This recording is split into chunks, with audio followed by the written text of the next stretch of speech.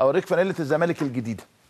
انا الزمالك حسب ما انا عارف وحضرتك عارف يا اما زمالك يا اما فن وهندسه يا اما رموز مثلا بتبقى موجوده. عمري ما سمعت عن الزمالك ان اسمه قادمون، مش كده برضو حضرتك؟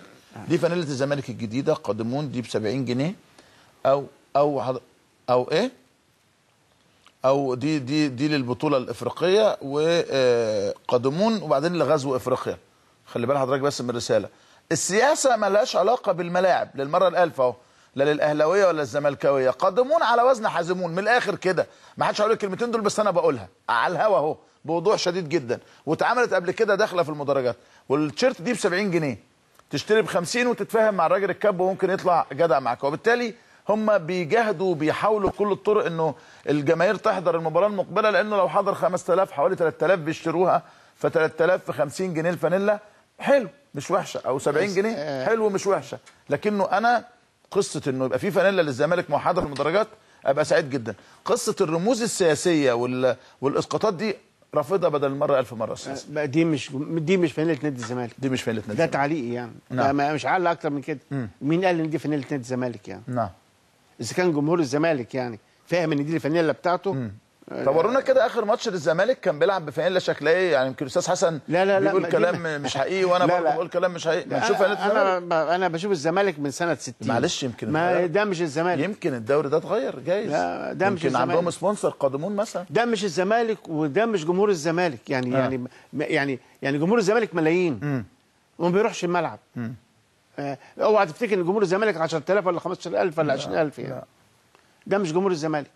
جمهور الكره الحقيقي دلوقتي ما بيروحش لما تجيب يا طايل، لما تجيب الزمالك تجيب الفانيلا الموف؟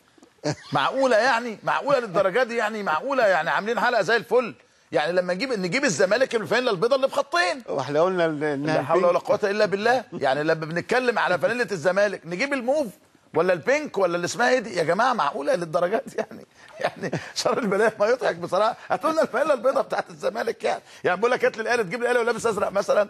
هاتوا لنا فانيله الزمالك البيضاء عشان نعرف شكلها ايه، لونها شكله ايه، عشان بس الجماهير يمكن تكون نسيتها، او زي ما قال الاستاذ حسن البعض ممن نصب نفسه ان هو المتحدث الرسمي باسم الزمالك او مشجع الزمالك. شكل الشارات كلها عندنا اتحرقت باين مش دي باين فانيله الزمالك يا استاذ حسن؟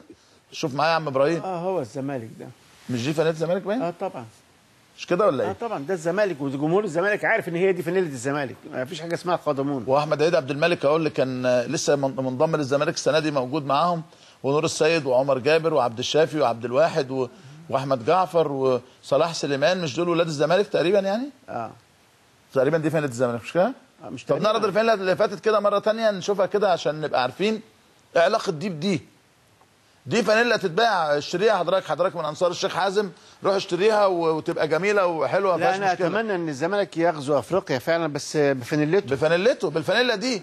تغزو الزمالك بالفانيلا، اكتب عليها زمالك، اكتب مدرسه الفن والهندسه، اكتب اسم حسن شحاته، اكتب اسم حسن حلمي، اكتب اسم طه بصري، اكتب اللي انت عايز تقوله قوله، لكنه ما اعتقدش انه ده دي فانيله نادي الزمالك. طيب بالمناسبه